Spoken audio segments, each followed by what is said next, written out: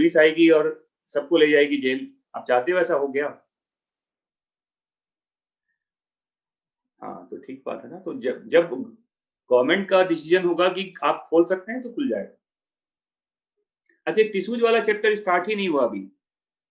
मुझे पता नहीं है ना, क्योंकि मैंने बायोमोलिक्यूल से स्टार्ट किया है चैप्टर ये। तो जब वो चैप्टर स्टार्ट होगा तो हम पढ़ लेंगे उसको। ठीक है बेटा, टिश्यूज हम कर लेंगे, डोंट वरी।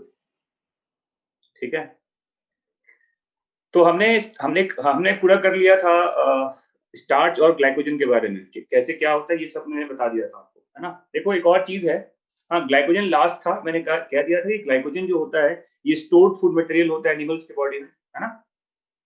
जैसे प्लांट स्टार्च को स्टोर करता है वैसे हम ग्लाइकोजन को स्टोर करते हैं। और ग्लाइकोजन बनता किससे बताओ? ग्लूकोज से बनता है। कई सारे ग्लूकोज मॉलिक्यूल्स के मिलने से एक ग्लाइकोजन मॉलिक्यूल बनता है। और ये ग्लाइकोजन हमारे बॉडी में स्टोर कहाँ होता है बताओ? मसल्स में और लीवर में। बताया था आपको। स्टोरेज ऑफ ग्लाइकोजन कहाँ कहाँ होता है बताओ? ये मसल्स में होता है और लीवर में होता है। और जब कभी आप दो मील के बीच में, दो खाने के बीच का जो गैप होता है, उस गैप में जो आपको एनर्जी मिलेगा वो ग्लाइकोजन के टूटने से मिलता है। And that event is called glycogenolysis, है ना। मैंने बताया था कि 5-6 घंटे का जो मील का जो गैप होता है ना, उस 5-6 घंटे में जो आपको एनर्जी मिलेगा वो ग्लाइकोजन के टूटने से मिलता है। हाँ, स्टोरेज ऑफ ग्लाइकोजन ये होता है लीवर में और मसल्स में। ठीक है ना। चलिए, अब देखो एक और चीज बता दूं मैं आपको। एक और नाम है, देखो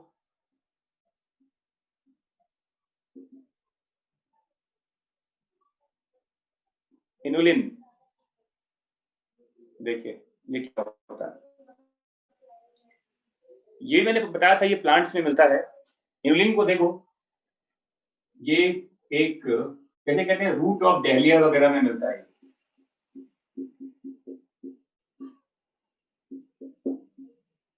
और इनुलिन जो होता है देखो, इसको पॉलीमर ऑफ फ्रक्टोज कहते हैं।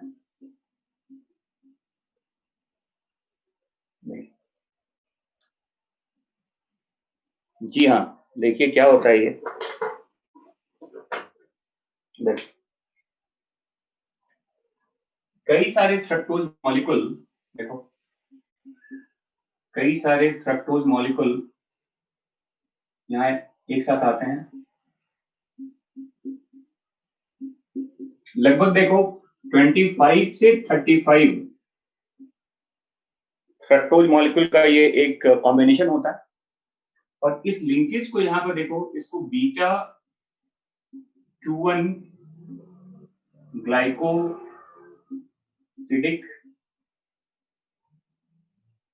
लिंकेज कहता है। जो एक फ्रक्टोज दूसरे फ्रक्टोज से कंबाइन करेगा, इसको बीटा 2 ग्लाइकोसिडिक लिंकेज कहा जाता है। कितने फ्रक्टोज हैं बताओ? नंबर ऑफ फ्रक्टोज मॉलिक्यूल 25 से 35 के बीच में होता है। और जो लिंकेज यहाँ एग्जिस्ट करता है उसको बीटा 2 ग्लाइकोसिडिक लिंकेज कहते हैं। और ये हर जगह नहीं मिलता, कुछ पर्टिकुलर प्लांट्स के रूट के अंदर ये अवेलेबल होता है। तो रूट ऑफ डहलिया, तो एक अगर आप पूछा जाए क्या इनुलिन को हम, inulin can be termed as plant polysaccharide कहते हैं इसको। इसे प्लांट पॉलीसेकेराइड कहा जाता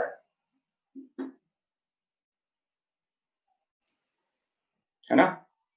और ये भी याद रखिएगा कि इस चीज का मेडिकली क्या सिग्निफिकेंस है, क्यों इसके बारे में पढ़ते हैं बताओ? किसी को आइडिया है इसके बारे में, इनुलिन क्यों पढ़ते हैं बताओ? Why we know about inulin, इसका क्या सिग्निफिकेंस है? बताइए क्या है, क्यों इनुलिन के बारे में पढ़ते हैं? बॉडी में नेफ्रॉन फंक्शनिंग में, ओके। देखो, तो नेफ्रॉन इनुलिन का जो मेडिकल एप्लीकेशन है, क्लिनिकल यूज देखो क्या है इसका। क्लिनिकल यूज क्या है इसका देखो, to know about the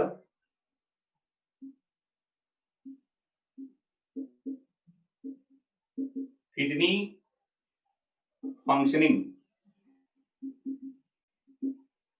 and GFR, glomerular filtration rate कहते हैं। इनुलिन का एक्चुअली देखो मेनली एप्लीकेशन इसका यही है। इनुलिन हमारे बॉडी में ऐसे अवेलेबल नहीं होता। इनुलिन हम यूज करते हैं और भी इसका एप्लीकेशन हो सकता है, बट इनुलिन का जो मेन कहा जाता है ये हमारे बॉडी में ये डाइटरी फाइबर भी नहीं होता। No, it's not like a dietary fibre. देखो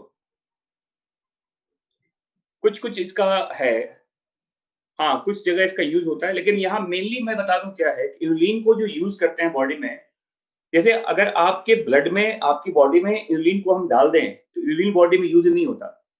जितने अमाउंट में ये बॉडी में गया है उतने अमाउंट में ये बॉडी से बाहर निकल जाएगा। तो प्रॉपर जो फिल्ट्रेशन जो किडनी ने किया कि नहीं किया, जिस रेट से किडनी का फिल्टर होना चाहिए उतना हो रहा है कि नहीं हो रहा है, ये सब पता करने के लिए हम इसको यूज करते हैं। इसको इनुलिन को, ये एक इनर्ट है, मेटाबॉलिकली इनर्ट होता है, हमारे बॉडी में यूज नहीं होता है। जितने अमाउंट में गया उतने अमाउंट में ये बाहर आ जाएगा। ठीक है, तो बस इतना याद रखिएगा, बाकी इंफॉर्मेशन रिक्वायर्ड नहीं है। हाँ जी ठीक है, लेकिन ये इतना याद रखिएगा, इनुलिन को हम किडनी के फंक्शनिंग में यूज करते हैं, किडनी के फिल्ट्रेशन रेट को पता करने के लिए। और ये प्लांट का पॉलीसेकेराइड है। बेटा ये कैसे बताता है, इसे मान लो कि किसी ने 5 मिलीग्राम इनुलिन खाया है, इनुलिन को मिला दिया गया उसके उसके फूड में या उसके वाटर के थ्रू बॉडी में डाल दिया गया। किसी आदमी में इनुलिन यूरिन से बाहर आता है, किसी में 5 घंटे में आता है, किसी में 15 घंटे में आता है। तो ये टाइम ज्यादा क्यों हो गया? क्योंकि किडनी का फिल्ट्रेशन प्रॉपर नहीं है, तो ये फिल्ट्रेशन रेट आपका बढ़ा हुआ है। तो एक कंपैरेटिव आइडिया हो जाता है कि एक हेल्दी किडनी इतने अमाउंट में इसको बाहर निकाल रहा है, और किसी के डिफेक्टिव किडनी है तो उसका रेट क्या होगा? स्लो हो जाएगा, तो ज्यादा देर में वो इनुलिन बाहर आएगा। समझ में आ गया? और याद रखना लिंकेज, लिंकेज क्या होता है? उसको बीटा 2 1 कहते हैं, बीटा 2 1 ग्लाइकोसिडिक लिंकेज कहा जाता है। तो बस इतना याद रखिएगा, इनुलिन को प्लांट पॉलीसेकेराइड कहते हैं। बेटा आइडियल रेट वैरी करता है, बट वो उसमें जाने की जरूरत नहीं है, बस वो सब डॉक्टर बनने के बाद पता चल जाएगा तुम्हें। ठीक है, चलिए। और देखो बिल्कुल आप एक चीज, अभी आप 11th क्लास में हैं, तो किसी भी चीज के अंदर देखो, अभी देखो पढ़ने के लिए बहुत कुछ होता है, दुनिया भर की किताबें होती हैं पढ़ने के लिए, मोटी मोटी किताबें मिलेंगी आपको जब आप मिडिल कॉलेज में आ जाएंगे। अभी मेरे पास किताब में दिखा दूं आपको कितनी मोटी मोटी किताबें मेरे पास रखी हुई हैं, लेकिन उसमें आपको अभी जाने की जरूरत नहीं, बहुत आपको बेसिक स्टडी की जरूरत है। अगर डॉक्टर बनना चाहते हो तो रिसर्च करोगे तो दिक्कत होगा। जितना टीचर्स बता रहे हैं, लिखा रहे हैं, एनसीईआरटी क्लास नोट्स पढ़ते रहिए, और 360 में 360 स्कोर मिलेगा आपको। समझ में आ गया? कोई टेक्स्ट बुक मत पढ़ना बच्चे, मैं बार बार बोल रहा हूं, नो टेक्स्ट बुक। किसी भी इंस्टीट्यूट का कोई रिटन मटेरियल पढ़ने की जरूरत नहीं है आपको। क्वेश्चन प्रैक्टिस कीजिए, कोई दिक्कत नहीं है, बट थ्योरी में जाने की जरूरत नहीं है। जितना आपकी क्लास नोट्स में है वो काफी है। चलिए यहाँ देखिए, तो ये मिटाओ इसको, अब सबने लिख लिया। अब हम आ रहा है, देखो एक टर्म यूज करते हैं, स्ट्रक्चरल पॉलीसेकेराइड।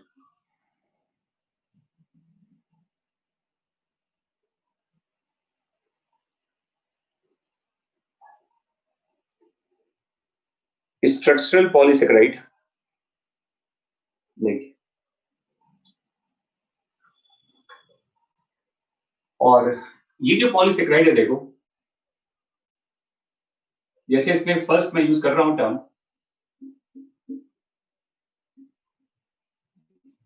सेलुलोज।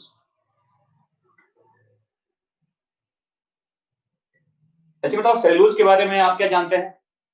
हाँ इनुलिन पूरा हो गया, उसकी कहानी खत्म है। तो सेलुलोज के बारे में आप जानते हो कि ये काऊ खाता है, केवल काऊ ही खाता है, आप नहीं खाते क्या सेलुलोज? अरे देखो, एक तो पहली बात, सेलुलोज जो होता है ये सब मोस्ट एबंडेंट ऑर्गेनिक कंपाउंड कहते हैं अर्थ का। देखो सेलुलोज को पहली बात जानिएगा, इसको मोस्ट एबंडेंट ऑर्गेनिक कंपाउंड कहा जाता है, present in plant cell wall.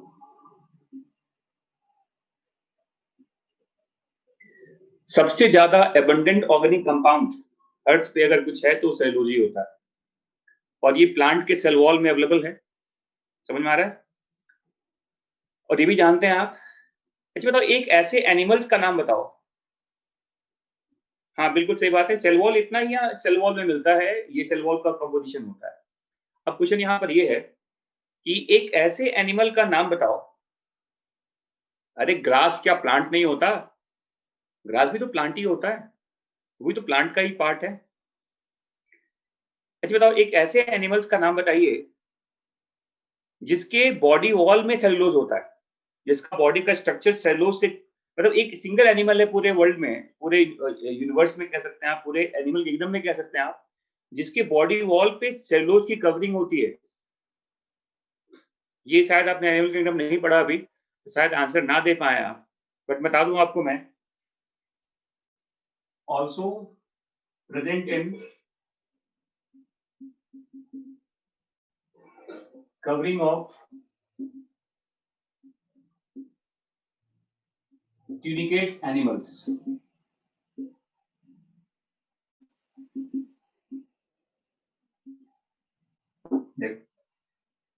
अब ये ट्यूनिकेट्स क्या है? नहीं, हॉर्स के बॉडी में थोड़ी मिलेगा।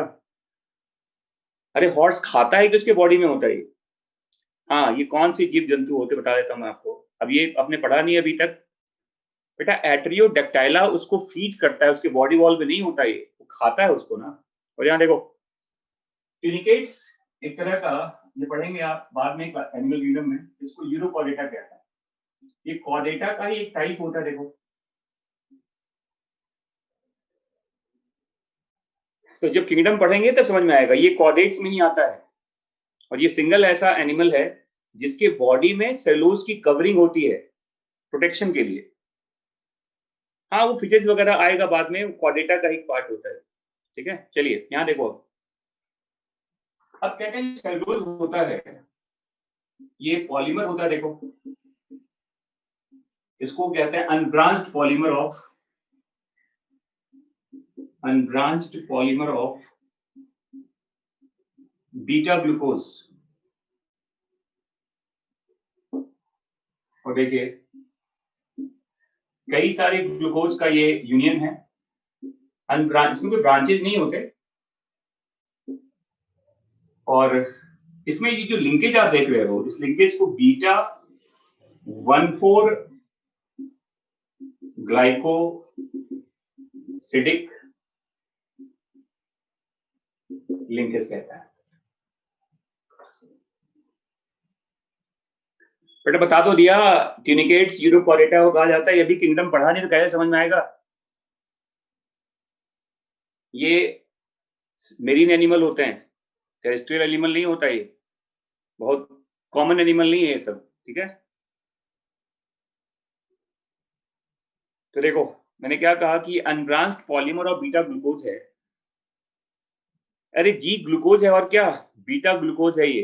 कई सारे ग्लूकोज के मिलने से एक सेलुलोज बनता है। और याद रखना यहाँ ये जो नंबर है देखो सेलुलोज का, ये 600 से 6000 के बीच में होता है ग्लूकोज मॉलिक्यूल।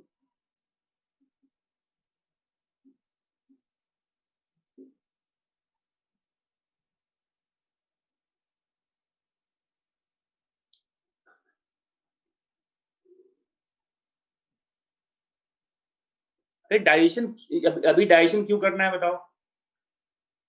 मैं तो कह रहा हूं कि ये सिंपली अभी ये नाम याद रखिए, ट्यूनिकेट्स एक मेरीन एनिमल होता है जिसके बॉडी वॉल में सेलुलोज होता है, बिल्कुल होता है। ट्यूनिसिन कवरिंग को कहते हैं। ट्यूनिसिन शुगर नहीं होता, ट्यूनिसिन is a kind of covering, covering को ट्यूनिसिन कहते हैं। ये पढ़ेंगे एनिमल किंगडम वाले पार्ट में। मैं कह रहा हूं ज्यादा जो जहां रिक्वायर्ड है वहां बताया जाएगा, एक ही चीज को आप एक्सटेंड मत करते रहो, टाइम का बर्बादी होगा इससे। और मैंने क्या कहा देखो कि 600 से 6000 ग्लूकोज मॉलिक्यूल के मिलने से एक सेलुलोज बनता है। देखो इतने सारे ग्लूकोज हैं, ये लिंकेज का नाम बीटा 14 लिंकेज कहते हैं। जैसे स्टार्च में अल्फा 14 होता है ना, सेलुलोज में क्या होता है बताओ? बीटा 14 होता है। ये फर्क है। देखिए हमारे बॉडी के जो एंजाइम्स होते हैं वो अल्फा सेलेब्री एमाइलेज कहते हैं। आपने नाम सुना होगा ना, the term called alpha salivary amylase. ये जो अल्फा सेलेब्री एमाइलेज होता है, ये एक ऐसा एंजाइम है जो अल्फा 14 को ब्रेक करता है। लेकिन देखो यहाँ पे क्या बताओ, बीटा 14 लिंकेज होता है। तो आपकी बॉडी में ऐसा कोई एंजाइम नहीं होता जो इस बीटा 14 को ब्रेक करे। समझ में आ गया? लेकिन आपको पता है कि सेलुलोज हमारे खाने का बल्क में यूज करते हैं इसको हम, अगर हम कहें ह्यूमन बींग्स में। हाँ, अब यही किसका देखो, इसको दूसरे जो आप देखिए, इसमें जो आप कह सकते हैं जो इसको फर्मेंट किया जाता है एक्चुअली। ये जो आपके हर्बीवोरस एनिमल्स वगैरह होते हैं वो फर्मेंट करते हैं इसको, वो फर्मेंट करके इसको ब्रेक किया करते हैं इसको। हाँ बिल्कुल। एनिमल्स में, कुछ एनिमल्स में एंजाइम अवेलेबल होता है लेकिन हर जगह ये अवेलेबल नहीं होता। तो देखो ये जो बीटा 14 लिंकेज है यहाँ पर, देखिए जैसे कहते हैं, ये तो एक सेलुलोज की बात हो गई। इन ह्यूमन बींग्स देखो, in human beings cellulose is used as roughage.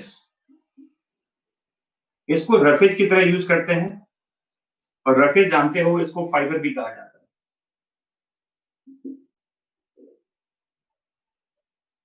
Humans body में जो सैलेड्स वगैरह यूज करते हैं हम, या कोई भी फ्रूट खाते हो आप, फ्रूट के इंटेक से आपको तो देखो फ्रूट में क्या है बताओ। अगर मैं फ्रूट की बात करूं तो फ्रूट में मिनरल्स है, फ्रूट में, हाँ, फ्रूट में विटामिन भी होता है, और उसका जो सेल वॉल होता है, उसके जो सेल्स के स्ट्रक्चर्स होते हैं उनमें, उसमें सेलुलोज होता है। और वो सेलुलोज आपके लिए एक रफेज का काम करता है। और रफेज की वजह से जानते हैं आप क्या मिलता है आपको? एक टर्म यूज करते हैं, proper bowel movement to prevent constipation कहते हैं।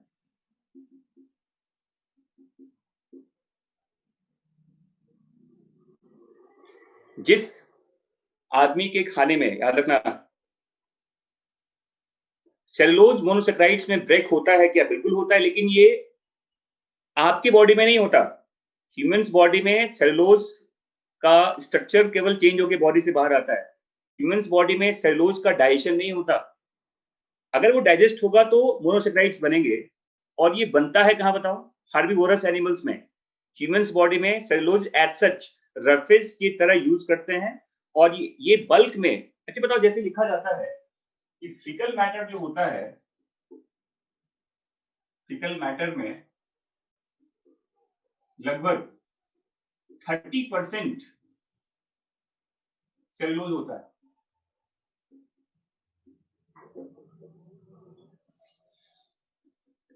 क्योंकि फिकल मैटर में आप जानते हो कि जो आप वेजिटेबल्स खा रहे हो, जो आप फ्रूट्स खा रहे हैं, उसका जो सेलुलोज है वो तो डाइजेस्ट हुआ नहीं, वो तो फिकल मैटर में बाहर आएगा ना। इसका मतलब ये नहीं कि पत्ते खाएं तो पत्ता ही बाहर आ जाएगा। ऐसा थोड़ी होता है कि आप पालक के पत्ते खा रहे हो तो पालक का पत्ता ही बॉडी से बाहर आ जाएगा। अरे उसका स्ट्रक्चरल चेंज होकर बॉडी से बाहर आता है, लेकिन वो डाइजेस्ट नहीं होता। तो ह्यूमंस के फिकल मैटर में बल्क में सेलुलोज होता है। ठीक है, समझ में आ गया बच्चों? और ये अनडाइजेस्टेड फॉर्म में बॉडी से बाहर आता है। ठीक है, तो पूछा जाएगा आपसे कि हमारे खाने में सेलुलोज का क्या यूज है बताओ। तो सेलुलोज का काम होता है, ये आपकी वोवेल मूवमेंट को ठीक करता है। वोवेल मतलब तो पेरिस्टाल्टिक मूवमेंट कहते हैं, पढ़ा है ना। वोवेल मूवमेंट को क्या बोलते हैं बताओ। अब देखो फीकल मैटर का मतलब क्या है। अरे अनडाइजेस्टेड फूड जो एलिमेंट्री कैनाल से बाहर आता है, फीकल मैटर मतलब एक्सक्रीटा। अब फीकल मैटर के बारे में पता नहीं तुम्हें। फीकल मैटर का मतलब होता है अनडाइजेस्टेड फूड जो एलिमेंट्री कैनाल से बाहर आता है डिफिकेशन प्रोसेस में। हाँ, फिकल अनडाइजेस्टेड प्रोडक्ट कहा जाता है इसको, एक्सक्रीटरी प्रोडक्ट नहीं कहते, ये यूरिन से बाहर नहीं आता, ये अनडाइजेस्टेड प्रोडक्ट कहा जाता है इसको, अनडाइजेस्टेड प्रोडक्ट कहते हैं इसको, ये एक्सक्रीटरी प्रोडक्ट नहीं है, ठीक है ना। बिल्कुल सही बात है, स्टूल जिसे कहते हैं, स्टूल, स्टूल व्हाटएवर। ये टर्म डाइजेशन तुमने खत्म कर लिया, फिकल मैटर के बारे में पढ़ा नहीं आपने। अरे डिफिकेशन पढ़ा है, डिफिकेशन प्रोसेस। डिफिकेशन क्या होता है, अनडाइजेस्टेड फूड का बॉडी से बाहर आना, इसी को कहते हैं डिफिकेशन प्रोसेस। नो सेलुलोज, अरे मिल्क के बेफेलो के मिल्क में सेलुलोज कहां से आ जाएगा। सेलुलोज कोई एब्जॉर्ब थोड़ी होता है, अरे एब्जॉर्प्शन मोनोसेक्राइड का होता है। बेफेलो जो खाएगा सेलुलोज वो तो मोनोसेक्राइड बनेगा ना, तो मोनोसेक्राइड आएगा उसके मिल्क में या पूरा का पूरा सेलुलोज ही आ जाएगा बॉडी में। तो याद रखिएगा ह्यूमंस बॉडी में सेलुलोज एक रफेज का काम करता है, और याद रखना सेलुलोज का दूसरा अगर फंक्शन पूछा जाए आपसे क्या करता है, देखो ये देखिए,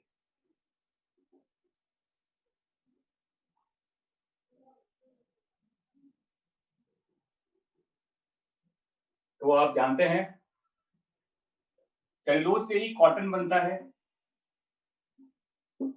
जूट बनता है, देखिए पेपर बनता है,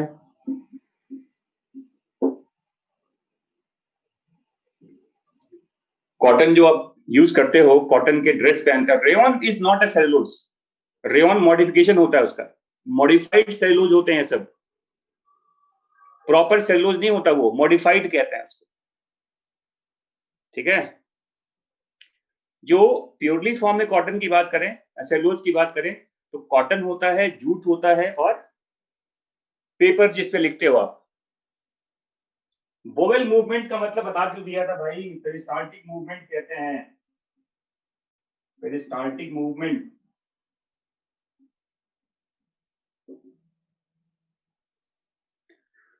अच्छा बताओ, आपके एनसीईआरटी में टर्म यूज किया डाइजेशन में, कॉन्स्टिपेशन। कॉन्स्टिपेशन में क्या होता है बताओ।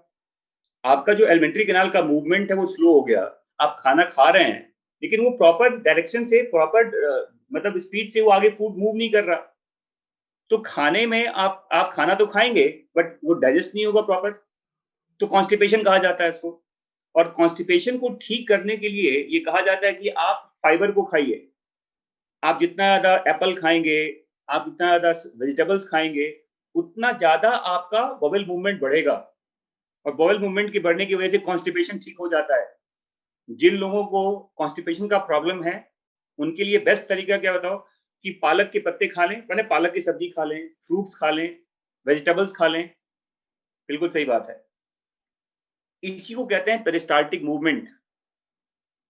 वो देखा होगा एक अमिताभ बच्चन की मूवी नहीं आई थी वो, उसमें भी उसी की पूरी कहानी है कि कॉन्स्टिपेशन को कैसे आप, बिल्कुल सही बात है, ठीक है। तो आपके खाने में फाइबर होना चाहिए। अच्छा बताओ, why we take salads, salads में ऐसा क्या होता है बताओ। सैलेड्स में कोई एनर्जी तो होता नहीं है, salads provides roughage, yes, salads में रफेज होता है, मिनरल्स होता है, वाटर होता है, वाइटामिन होता है, वहां किसी तरह का एनर्जी वाला पार्ट नहीं है, वहां कोई कार्बोहाइड्रेट नहीं होता जिससे जिससे एनर्जी मिलेगा आपको। Human beings eat salads only to take roughage, minerals, vitamins and water. समझ में आ गया बच्चों? तो ये था कहानी अबाउट सेलुलोज। ठीक है, लिख लिया सबने इसको? सेलुलोज जो होता है, cellulose provide energy in herbivorous animals. आप जानते हैं जैसे स्टमक जो होता है, कंपाउंड स्टमक जो होता है, stomach of herbivorous animals contains symbiotic bacteria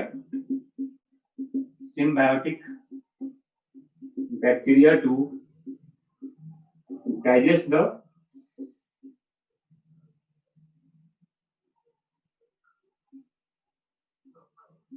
cellulose. अरे सेलुलोज का ब्रेक करने से क्या बनेगा? ग्लूकोज बनेगा। अगर सेलुलोज का अगर डाइजेशन होगा एंजाइम के थ्रू तो क्या मिलेगा? क्या बताओ? बीटा ग्लूकोज मिलता है। किसी भी चीज का जब डाइजेशन होगा तो डाइजेशन का मतलब क्या बताओ? वो कॉम्प्लेक्स फूड होता है, वो अपने सिंपलर फॉर्म में टूट जाता है। वो एक पॉलीसेकेराइड है तो क्या बनेगा बताओ? वो मोनोसेकेराइड्स में कन्वर्ट हो जाएगा। जैसे आप प्रोटीन्स खाएंगे तो अमीनो एसिड्स मिलेगा, आप स्टार्च खाएंगे तो ग्लूकोज मिलेगा। यस, कॉम्प्लेक्स फूड को सिंपलर, और देखो अगर केमिकली देखें तो पॉलीसेकेराइड्स को आपने ब्रेक करके मोनोसेकेराइड्स में कन्वर्ट कर दिया, इसी को कहते हैं डाइजेशन। और उसी डाइजेस्टेड फूड को आपके ब्लड में क्या करते हैं? तो एब्जॉर्ब किया जाता है। Human beings can not absorb polysaccharides. Polysaccharides को पहले डाइजेस्ट करते हैं, उसे मोनोसेकेराइड्स में कन्वर्ट करते हैं, और मोनोसेकेराइड्स फिर आपके ब्लड में क्या होता है? एब्जॉर्ब होता है। We can not absorb polysaccharides. Yes, absorption हमेशा मोनोसेकेराइड्स का ही होता है। समझ में आ गया ये चीज सबको? और आपने पढ़ा हुआ कंपाउंड स्टमक, नाम सुना था? एक टर्म यूज करते हैं कंपाउंड स्टमक। कंपाउंड स्टमक कहाँ होता है? हर्बिवोरस में होता है। रूमेन, रेटिकुलम, ओमेशम, एवोमेशम सुना होगा आपने। उसके स्टमक के चैम्बर में यस बैक्टीरिया होते हैं, और वो बैक्टीरिया उसके लिए एंजाइम बनाता है। देखो बैक्टीरिया एनिमल्स नहीं बनाता एंजाइम, वो बैक्टीरिया उसके लिए एंजाइम बनाता है, और वो उसके फूड को डाइजेस्ट करता है।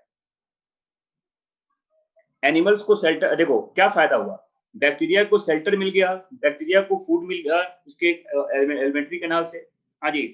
और एनिमल्स को क्या मिला बताओ? एनिमल्स को मिल गया उससे एंजाइम मिल जाता है फूड को डाइजेस्ट करने के लिए। तो याद रखिएगा, that is all about cellulose. Next लिखो काइटिन।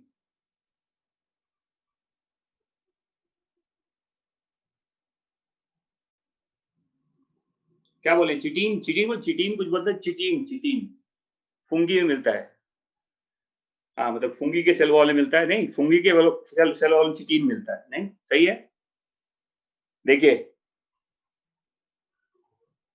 फंजाई कहते हैं, कुछ लोग इसको फंगी बोल देते हैं, फंगी, फंजाई बोला जाता है basically.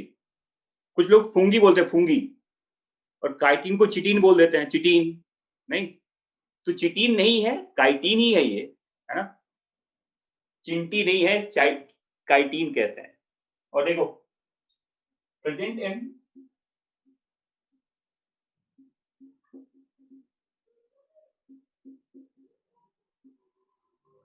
Fungal cell wall.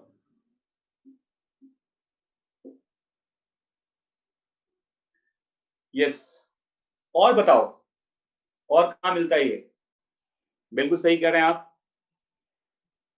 Chitin जो होता है ये बनाता है, देखो एक्सो स्केलेटन ऑफ आर्थ्रोपोड्स, जिसमें इंसेक्ट आता है।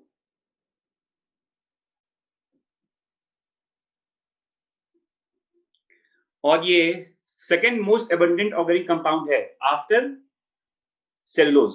देखो क्या बोलते हैं इसको, इसको सेकेंड मोस्ट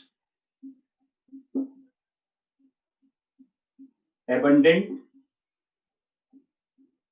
ऑर्गेनिक कंपाउंड कहते हैं इसको।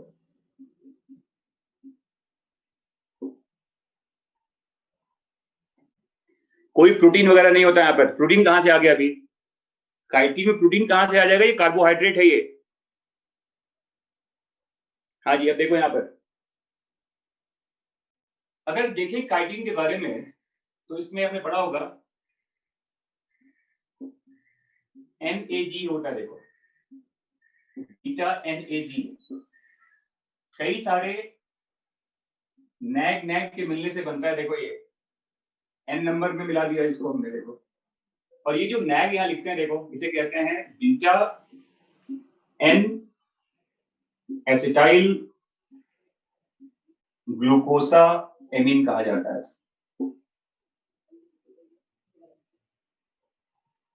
हाँ जी, ये थोड़ा सा ग्लूकोज के अंदर कुछ अमीनो शुगर्स कहते हैं स्पेशली। ये आप कह सकते हैं इसको एमाइनो शुगर कहा जाता है। शुगर में एमीन लगा दो। देखो, और लिंकेज देखो क्या होता है यहाँ पर। यहाँ जो लिंकेज होता है इसको बीटा 1,4 ग्लाइकोसिडिक लिंकेज कहते हैं।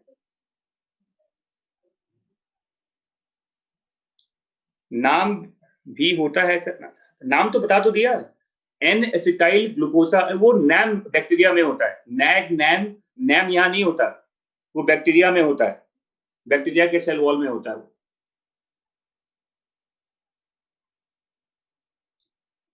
NAM is not here, NAM is present in bacterial cell wall. यहां केवल नैग होता है।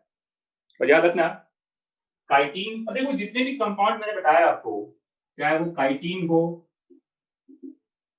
चाहे वो सेलुलोज हो, चाहे वो स्टार्च हो, चाहे वो ग्लाइकोजन हो,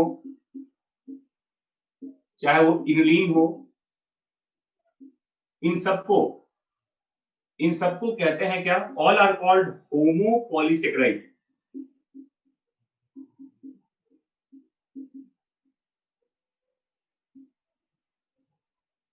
देखो ये जितने भी कंपाउंड्स हैं, chitin, cellulose, starch, glycogen, inulin, इन सबको होमोपॉलीसेकेराइड कहा जाता है। होमोपॉलीसेकेराइड का मतलब इसमें यूनिट एक जैसे होता है। देखो, सिंगल यूनिट का रिपीटिशन होता है। इसका मतलब क्या होता है? इसका मतलब होता है रिपीटिशन ऑफ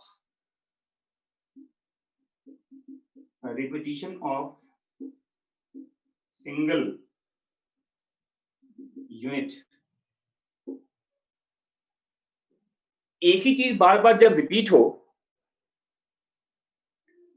अरे बेटा नाग एक कंपाउंड ही तो है, एक पूरा मॉलिक्यूल है ये। मॉलिक्यूल्स कहते हैं सिंपली। बीटा नाग एक यूनिट है, एक। अब कई सारे बीटा नाग मिल जाएगा तो क्या बनेगा बताओ? काइटिन बन जाएगा। तो क्या बताओ, काइटिन क्या होता है? पॉलीमर ऑफ बीटा नैग कहते हैं इसको। काइटिन क्या बताओ? काइटिन को क्या बोलते हैं? पॉलीमर ऑफ बीटा NAG कहा जाता है। Polymer of beta N acetyl glucosamine कहते हैं इसको।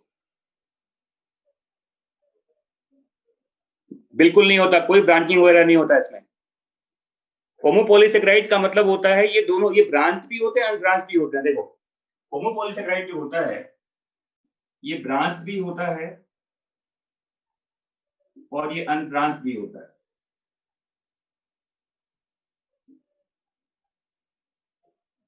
जैसे देखो काइटिन में क्या हो रहा है बताओ? बीटा नाग बार बार रिपीट हो रहा है।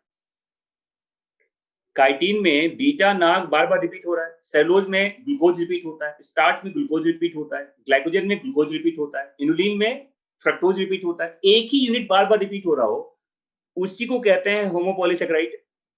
और ये दो तरह के हो सकते हैं, ब्रांच्ड भी और अनब्रांच्ड भी। जैसे एमाइलोपेक्टिन, ग्लाइकोजन, ये क्या हो गया? ब्रांच्ड हो गया।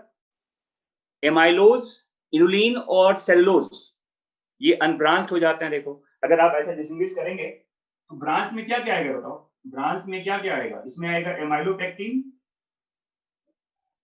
इसमें एमाइलोपेक्टिन भी आ जाएगा, इसमें ग्लाइकोजन आ जाएगा। ये दोनों ब्रांच्ड हैं। और अनब्रांच्ड में एक नाम आ रहा है, देखो अभी लिखा हुआ है ना, देखो एमाइलोज, सेलुलोज, काइटिन,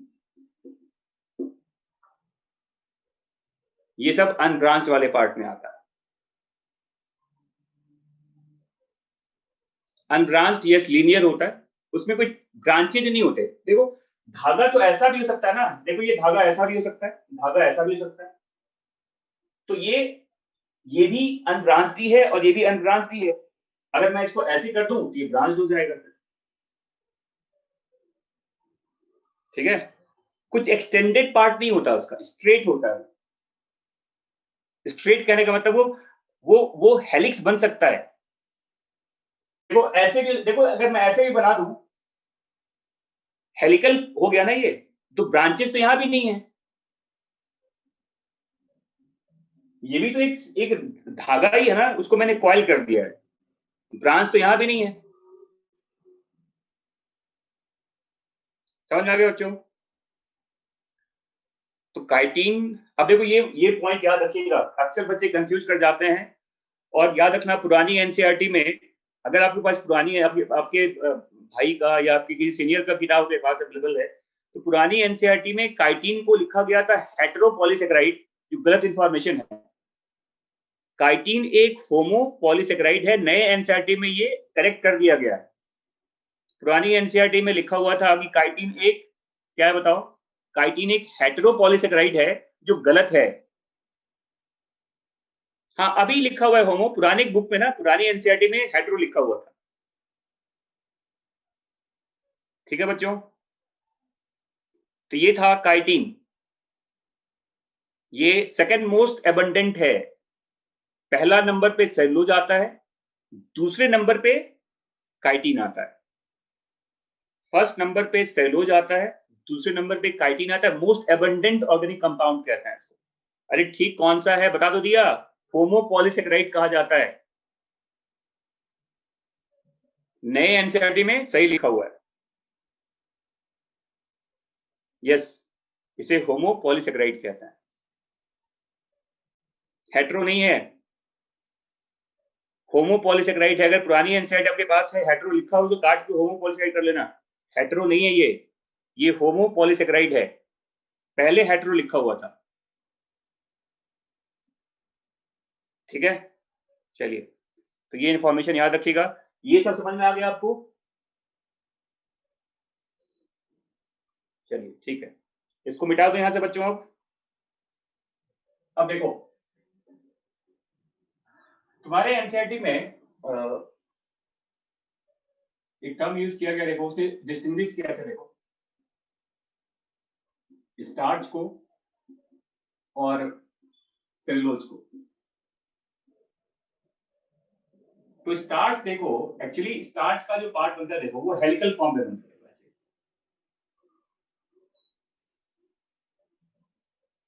देखिए, लेकिन ये जो सेलुलोज का पार्ट है, ये हेलिक्स नहीं बनता। देखो स्टार्च देखो, ये हेलिकल स्ट्रक्चर होता है, बोथ ब्रांच्ड एंड अनब्रांच्ड कहते हैं।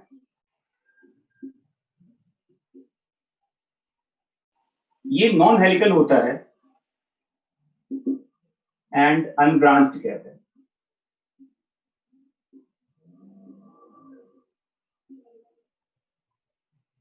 यहां पर अल्फा ग्लूकोज मिलता है, यहां पर बीटा ग्लूकोज मिलता है, यहां पर लिंकेज अल्फा 1,4 और अल्फा 1,6 होता है, यहां पे लिंकेज बीटा 1,4 कहता है। ये लिख लीजिए आप पहले,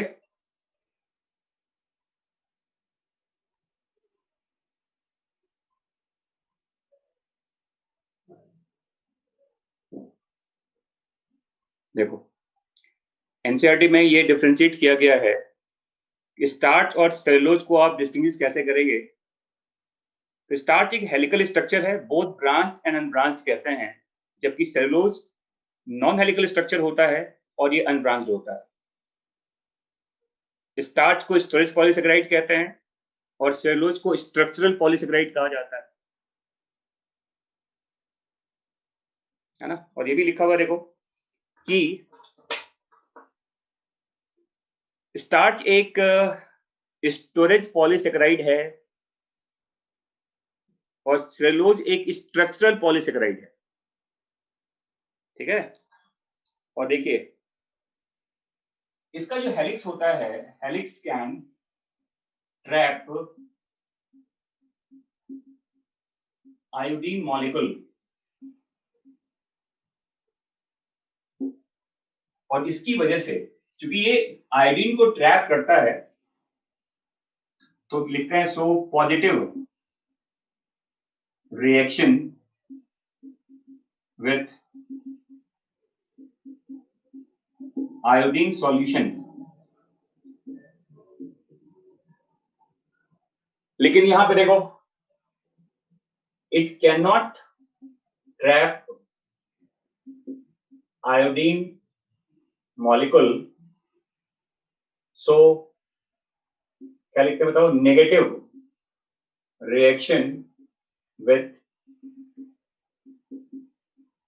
आयोडीन सॉल्यूशन। आपने पढ़ा होगा अगर आप आलू के ऊपर आयोडीन का एक ड्रॉप डाल दो, टिंचर सॉल्यूशन कहता है ना, आयोडीन का एक ड्रॉप डाल दीजिए तो कलर चेंज कर जाएगा उसका। क्योंकि लेकिन आप अगर आप सेलुलोज पे डालोगे तो कोई फर्क नहीं पड़ेगा, क्योंकि सेलुलोज आयोडीन को अटैच नहीं कर सकता। बट जो स्टार्च का हेलिक्स बनता है ना, स्टार्च का जो जगह बनता है उसके उस हेलिक्स में उसमें, हाँ बिल्कुल सही बात है, आलू में स्टार्च होता है, बिल्कुल सही कह रहे हैं आप। देखो आलू का जो पार्ट है वो स्टार्च का ही तो होता है, उसमें आप आयोडीन डालोगे कलर चेंज हो जाएगा उसका। देखो आलू का कलर चेंज हो जाएगा बीच में, क्योंकि इसका ये जो हेलिक्स बनता है, देखो इस हेलिक्स में देखो ये ट्रैप करता है, ये आयोडीन को, देखो यहाँ पे आयोडीन इसमें ट्रैप हो जाता है, आयोडीन का पार्ट यहाँ ट्रैप हो जाता है, बट यहाँ पे ऐसा कुछ है ही नहीं। यस, राइस में भी स्टार्च होता है, हाँ कलर चेंज हो जाता है, ब्लूज कलर आ जाएगा उसका मेनली। ठीक है बच्चों, नहीं ग्राम स्टेनिंग अलग चीज होता है, वो अलग चीज है। तो ये पूछा जाता है आपसे कि स्टार्च और सेलुलोज को कैसे डिफरेंशिएट करेंगे आप, क्या क्या उसका डिफरेंस होता है। क्लियर है यहां तक? ठीक है चलिए, और देखो अब मैं बताता हूं आपको। देखो plant cell wall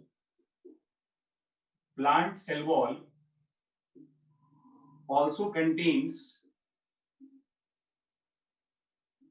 hemicellulose and pectin in small amount, ये याद रखिएगा। और देखो ये दोनों चीज जो होता है, देखो ये हेमिसेलुलोज और पेक्टिन जो होता है इसको कहते हैं हेटेरो पॉलीसेकेराइड कहा जाता है।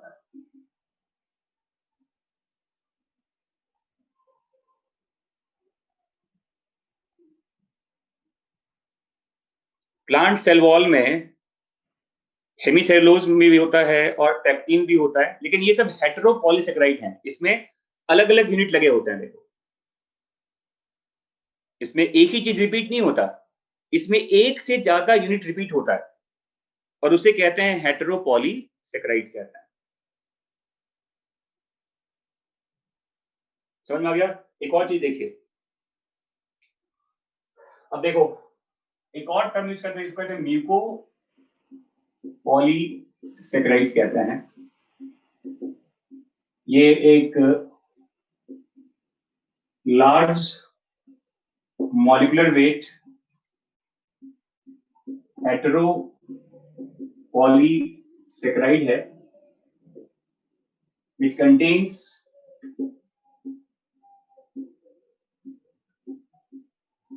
amino sugar। हाँ जी, काइटिन वगैरह कब का खत्म हो गया?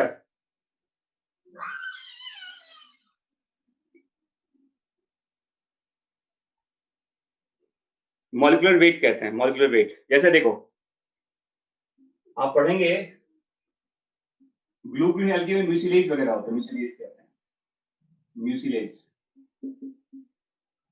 म्यूसिलेज ये मिलता है कहाँ बताओ? ब्लू ग्रीन एल्गे वगैरह में मिलता है। तो देखो, जैसे आपने पढ़ा होगा इसबगोल के बारे में, ये भी एक तरह का म्यूकोपॉलीसेकेराइड होता है।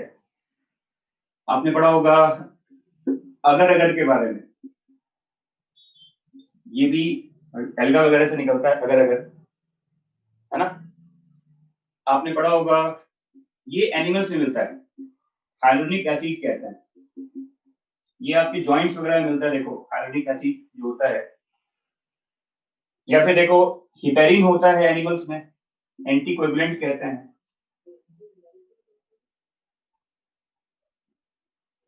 बिल्कुल सही बात है। तो म्यूसिलेज होता है, देखो इसबगोल होता है, अगर अगर कहते हैं, हाइलोनिक एसिड होता है, हिपेरिन होता है। ये सब म्यूकोपॉलीसेकेराइड के एग्जाम्पल हैं। Mucilage present in blue green algae. इसबगोल सुना होगा ना इसको? जैसे कई बार क्या होता है, ये ना एक प्लांट प्रोडक्ट है इसबगोल, फाइबर रिच होता है ये। जिन लोगों को जैसे कहते हैं कॉन्स्टिपेशन हो जाता है ना, उन लोगों को ये पानी में मिला के दे दिया जाता है। ये बहुत फाइबर से रिच होता है। हाँ, मिल्क में डालकर भी पीते हैं, बिल्कुल सही कह रहे हैं आप। पेट को साफ करता है ये व्हाइट पाउडर की तरह होता है। हाँ, कर्ड में भी मिलाते हैं। अरे मॉलिक्यूलर वेट कहते हैं। MW का मतलब केमिस्ट्री में क्या पढ़ते हो? मॉलिक्यूलर वेट ही तो होता है।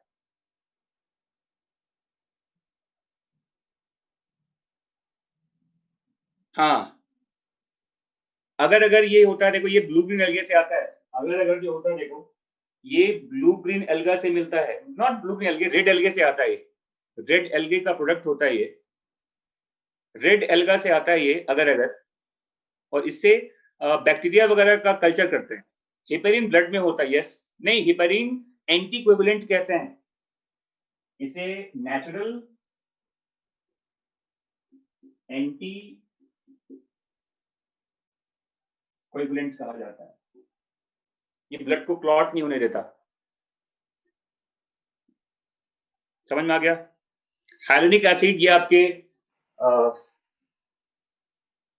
जैसे साइनोवियल फ्लूइड वगैरह में मिलता है, देखो ये।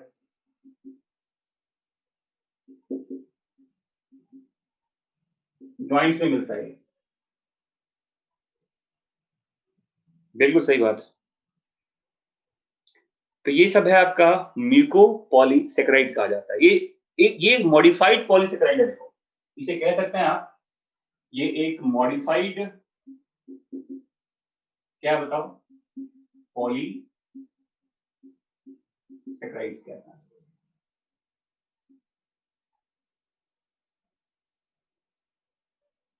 म्यूसिलेज भी कहा, तो ये मिलता है कहाँ बताओ? ब्लू ग्रीन एल्गे वगैरह में मिलता है ये। हाइलोनिक एसिड जॉइंट्स में ये एक तरह का लुब्रिकेंट की तरह काम करता है, एक्ट एज लुब्रिकेंट कहते हैं। ये थोड़ा स्लिपरी होता है, ठीक है, बिल्कुल सही बात है। चलो ठीक है, अब ज्यादा इसमें रिसर्च की जरूरत नहीं है, ये सारा पॉइंट याद रखिएगा। That's enough for your mucopolysaccharide. अब यहां देखो,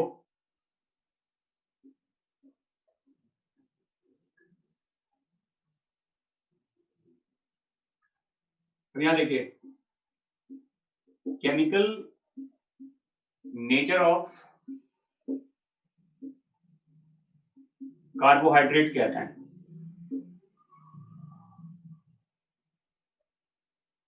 आगे लिखो, आप नेक्स्ट पॉइंट लिख लो, केमिकल नेचर ऑफ कार्बोहाइड्रेट, ये नेक्स्ट आपका पॉइंट है। केमिकल नेचर ऑफ कार्बोहाइड्रेट, याद रखिए कार्बोहाइड्रेट जो होता है इसको दो फॉर्म में डिवाइड करते हैं, रिड्यूसिंग कार्बोहाइड्रेट कहते हैं और एक नॉन रिड्यूसिंग होता है। और इसको हम डिस्टिंग्विश करते हैं भाई, देखो हमने पढ़ा होगा कई सारे इसमें आते हैं ना, फेलिंग सॉल्यूशन आता है, फेलिंग सॉल्यूशन आता है, टॉलेंस रिएजेंट आता है,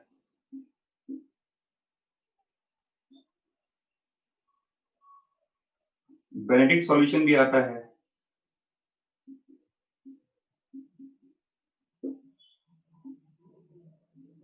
देखो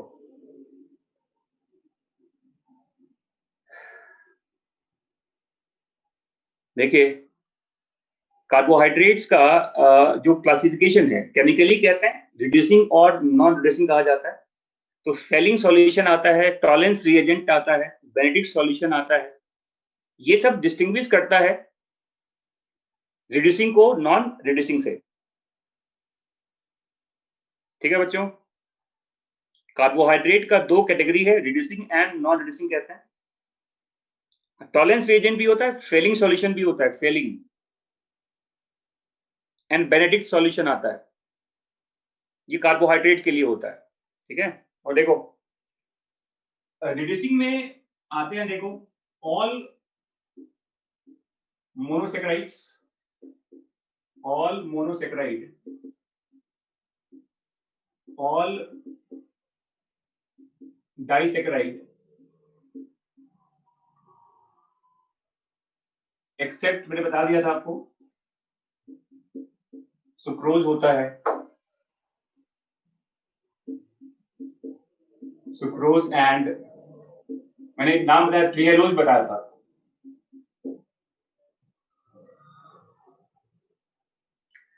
तो जितने भी मोनोसेक्राइड्स हैं देखो, और जितने भी डाइसेक्राइड्स होते हैं एक्सेप्ट सुक्रोज एंड ट्रिहेलोज, ये होता है reducing. And other are non reducing. आगे देखो जितने भी ट्राइसेक्राइड हैं या पॉलीसेक्राइड्स वगैरह होता है, ओवरऑल ये कंपाउंड क्या है बताओ, बहुत इनर्ट नेचर के होते हैं, इन्हें नॉन रिड्यूसिंग कहा जाता है। तो अगर आपको पहचानना हो कि कौन से कार्बोहाइड्रेट रिड्यूसिंग है या नॉन रिड्यूसिंग है, तो आप इनमें से कोई सॉल्यूशन यूज करो, कलर चेंज होगा और कलर चेंज होने के बाद ये बता देगा। जैसे मान लो हमारे पास ये कार्बोहाइड्रेट है, देखो देखिए, और इसमें आपने मान लो हमने हमने यहाँ दिया गया है कार्बोहाइड्रेट, देखो इसमें आपने डाला, देखो यहाँ डाला आपने फेलिंग सॉल्यूशन और इसका कलर चेंज हो गया। देखो कलर चेंज होने का मतलब क्या बताओ, इसके अंदर का कार्बोहाइड्रेट क्या है, रिड्यूसिंग है, और कलर अगर मान लो यहाँ डाला और कलर चेंज ना करे यहाँ पर, तो इसका मतलब क्या होता है, वो नॉन रिड्यूसिंग हो जाता है। तो कार्बोहाइड्रेट दे दिया गया आपको, अब उसमें आपको हाँ ऑक्सीजन का एडिशन वगैरह वो केमिकल पार्ट नहीं जाना आपको, वो केमिस्ट्री वाले की कहानी है। यहाँ इतना समझ लीजिए आप कि फेलिंग सॉल्यूशन डालने से अगर कलर चेंज करे तो वो रिड्यूसिंग है, और कलर चेंज ना करे तो वो नॉन रिड्यूसिंग हो जाता है।